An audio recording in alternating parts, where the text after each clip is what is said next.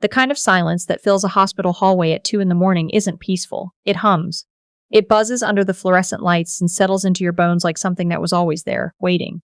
I was sitting in a plastic chair outside my father's room, still in the clothes I'd worn to work that day, when my brother texted me, "You should head home. I'll stay tonight." I stared at the screen for a long time. 3 years of driving 40 minutes each way, twice a week. 3 years of pharmacy runs and insurance phone calls, and sitting in rooms exactly like this one. And now, 4 days before the doctors said Dad might not make it to the weekend, my brother was here, texting me to go home.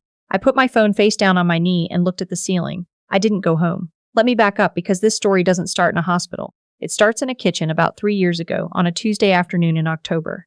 I was sitting at my dad's table, the same table I'd done homework at as a kid, watching him struggle to open a jar of peanut butter. His hands had started shaking that year, not dramatically, not the way you see in movies. Just enough that small things became hard. Jars, buttons, the specific motion of writing a check. His name was on the mortgage of a house he'd lived in for 22 years. His name was on a life insurance policy he'd had since before I was born. His name was everywhere, attached to things, attached to decisions, and he was starting to lose the thread of managing all of it. My brother lived in Phoenix. He'd moved there 8 years ago for a job and then for a girlfriend, and then just because Phoenix had become where his life was. We talked to him on holidays and birthdays. Dad talked to him more than I did, I think, in the way that absence sometimes makes people try harder. I'm the one who stayed. Not in a martyr way. I want to be clear about that because I've told versions of this story before and people assume I mean it like a complaint. I stayed because I wanted to. I stayed because I liked being near my dad, liked having Sunday dinners with him, liked knowing he was 20 minutes away when I needed to think. I stayed because I'm a homebody and I like familiar things, and the city where I grew up is the city I still love. But staying also meant that when Dad's hand started shaking, I was the one who noticed. When the jar of peanut butter wouldn't open, I was the one sitting there. So I opened it for him. And then I came back the next Tuesday, and the Tuesday after that. Within 6 months, I was handling his bills. Not all of them, not at first, just the ones that required phone calls because he got confused on the phone. The insurance company had changed their automated system, and it took 20 minutes of button pressing to reach a human being, and his hearing wasn't great, and sometimes he'd get flustered and hang up, so I'd call. I'd sort it out. I'd leave him a note on the counter with what had been resolved. He always thanked me. He'd put his hand over mine and say, "I don't know what I'd do without you, sweetheart," and mean it the way only fathers of a certain generation can, quietly, with weight behind it. My brother knew I was helping. Dad told him, "I'm sure of that." But knowing a thing and understanding a thing are different, especially from 1,500 miles away. The first real sign of trouble wasn't the diagnosis. It was the refinancing. About 2 years ago, Dad mentioned, casually, the way he mentioned things he didn't want to make into a big deal, that my brother had suggested refinancing the house. Lower monthly payments, free up some cash. My brother had looked into it, apparently, done the math. I asked Dad if he'd talked to his bank first. He hadn't. I spent the next 3 weekends going through his financial records. What I found wasn't catastrophic, but it wasn't comfortable either. He hadn't been reconciling his accounts the way he used to. There were auto payments going to services he didn't use anymore, a magazine subscription, a security monitoring company he'd signed up for after a neighbor's car was broken into and then forgotten about entirely small things. But they added up. More importantly, his mortgage wasn't the thing that needed attention. His medical expenses were. Dad had a neurological condition, not severe, not a death sentence, but progressive. The kind of thing that required consistent medication and regular specialist visits and a care plan that needed to be updated as things changed. His insurance covered most of it, but most left a gap, and that gap had been quietly widening. I called my brother to talk through what I'd found. He listened. He asked a few questions. He said, "Yeah, okay, we should probably figure that out," and then the conversation drifted to other things. 3 weeks later, he called Dad again about the refinancing. I want to be fair here. I don't think my brother is a bad person. I think he's someone who learned from a very young age that distance was a kind of permission, that if you weren't in the room where something was happening, you weren't responsible for it. And I think he genuinely believed he was helping, in his way. The refinancing idea came from a good place. His ideas usually did. But good intentions don't pay for neurologist appointments. I started covering the gaps myself. Not dramatically, not all at once. Just when the math didn't work out. A copay here, a prescription there. I didn't make a spreadsheet. I didn't tell Dad because I knew he'd feel terrible about it, and feeling terrible wasn't going to help his condition. I just quietly filled the holes and told myself it was temporary, that we'd figure out a longer-term plan, that my brother would come around to understanding what was actually happening. 18 months passed like that. The diagnosis upgrade, that's what the neurologist called it, an upgrade, which is a strange word for something that means it's getting worse, came on a Wednesday in March. I was in the room when the doctor explained it. My father sat in the patient chair and nodded and asked 3 precise, calm questions The way he always handled hard news, directly without drama, with a kind of dignified composure that I've always admired and also found heartbreaking in equal measure. The medication he needed going forward was different, more targeted. It was also significantly more expensive.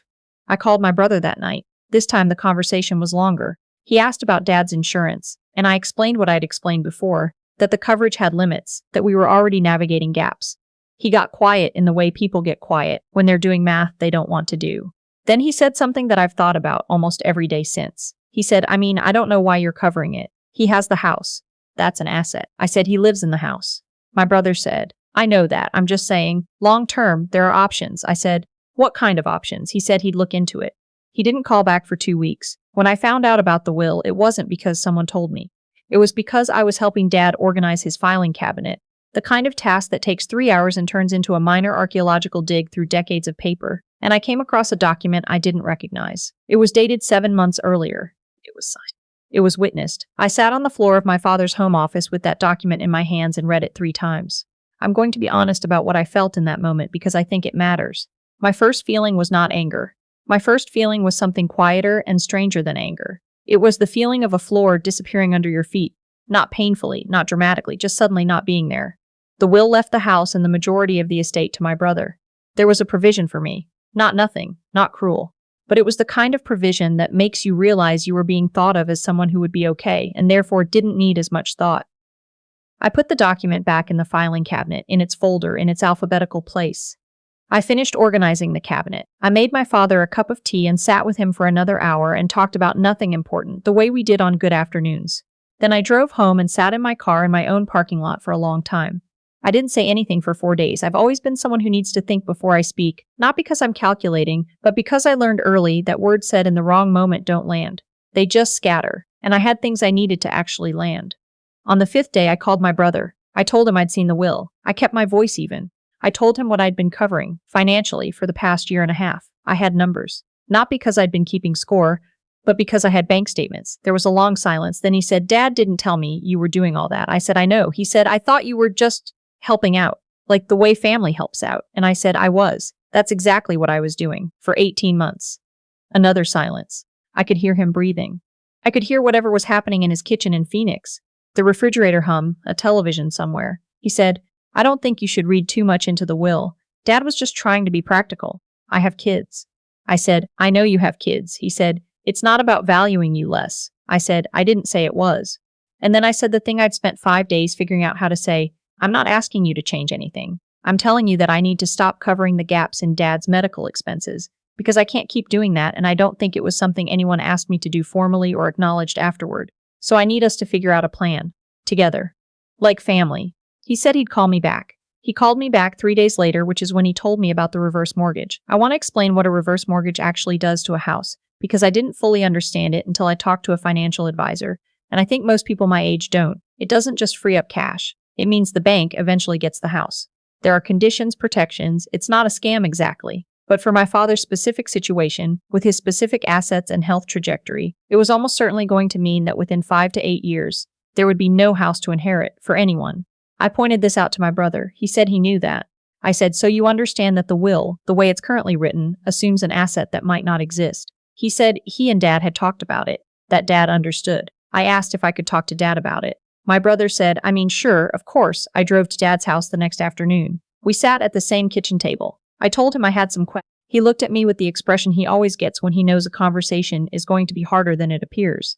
Fond, slightly braced. I asked if he knew what a reverse mortgage would mean for the house long term. He said he did. I asked if he knew I'd been covering his medical expenses. He was quiet for a moment. I suspected. I said, did you know I'd been doing that when you had the will drafted?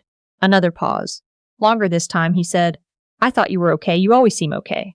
And there it was, the sentence that contained everything. You always seem okay. The cost of being the one who handles things is that people believe you when you imply you're fine, because it's easier for everyone if you're fine, and so you become the person who is always fine, and then your fineness stops registering as something that might require acknowledgement or reciprocity. It just becomes background. It just becomes expected.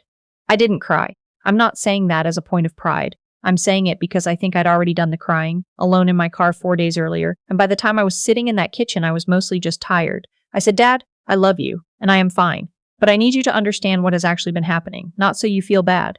Just so you know. And I told him. All of it. The copays, the prescriptions, the phone calls, the financial gap I'd been stepping into every month for the better part of 2 years. He didn't say anything for a long time. When he finally spoke, his voice was different. Not guilty exactly, more like someone waking up from something. He said, I didn't know it was that much. I said, I know. My brother flew in 6 weeks later, not because of what I'd said. Or not only because of that. He flew in because Dad had a fall. Not serious, didn't break anything, but the kind of fall that recalibrates everyone's sense of urgency. The three of us sat in that kitchen together for the first time in almost 2 years. My brother had brought the kids, and they were in the living room watching something on a tablet, and the house had a fuller feeling than it usually did. We talked for 3 hours. It wasn't a fight, which surprised me. I think I had expected a fight, had maybe half prepared for one. But my brother came in differently than I expected. He came in looking tired and a little chastened, and at one point he said, I've been thinking about what you said, about how you've been handling things. I waited. He said, I think I've been letting myself not know things because it was easier. That's a remarkably self-aware thing for anyone to say, and I want to give him credit for it because it mattered. It didn't undo 2 years, but it mattered. We came up with a plan. An actual one, with numbers and responsibilities and a shared calendar for Dad's appointments. My brother set up a direct transfer, monthly, to cover his portion of the expenses going forward. We talked to a financial advisor together, the three of us over a video call, and ruled out the reverse mortgage. We found a different approach, smaller adjustments, more sustainable. We talked to an estate attorney too. The will is being revised. I don't know exactly what it will say. I didn't ask for specifics. What I asked for was acknowledgement, and a plan, and something that reflected the reality of what had actually been happening. Not a version of things that assumed I was fine and didn't need anything. Here's what I want to say about the hospital hallway. When my brother texted me to go home that night, I didn't go. I stayed because my dad was in that room and I wasn't ready to not be near him. But somewhere around 4 a.m, my brother came out into the hallway and sat in the chair next to mine, and we didn't say much for a long time. The hallway hummed and buzzed, and the lights did what fluorescent lights do. At some point he said thank you for everything, for the last 3 years. I said he would have done the same for us. My brother nodded. I know. That's kind of the whole point, isn't it? I thought about all the Tuesdays, all the pharmacy runs, all the phone calls where I'd been put on hold for 20 minutes while someone in a call center looked up a policy number. All the mornings I'd left his house and gotten in my car and driven home feeling both lighter and more weighted at the same time, the way care does. It makes you feel full and tired in the same moment. Yeah, I said. That's kind of the whole point. My father was discharged 4 days later. He's home now. He's doing better than the doctors projected, which his neurologist attributes partly to how consistent his medication schedule has been. She said that specifically, consistent medication schedule, and I sat there and nodded and didn't say anything about what it had taken to make that happen. But I know. My brother knows now too. I took the long way home from the hospital that last day, through the neighborhood where I grew up, past the elementary school, down the street with the old oak trees that have probably been there since before my parents were born. The city I stayed in, the city that still feels like mine. I had the windows down. The October air was cold and clean, and I let it come in. I wasn't angry anymore. I'm not sure I ever really was, not at the core of it. What I was for a long time was invisible. And what I wanted, more than anything, was just to be seen. Not rewarded, not celebrated, just seen. Accurately. For what was actually happening. Sometimes that's all any of us want. To be the person in the room who gets noticed, not just relied on. I drove past my dad's house on the way back. The lights were on in the kitchen. I knew he was in there, probably at the table, probably making a mess of the Tuesday crossword the way he always does. I didn't stop. I had things to do, my own apartment, my own life, my own Tuesday waiting for me. But I thought I'll be back next week, and the week after that. Not because I have to be, but because that's who I am, and now at least everyone knows it.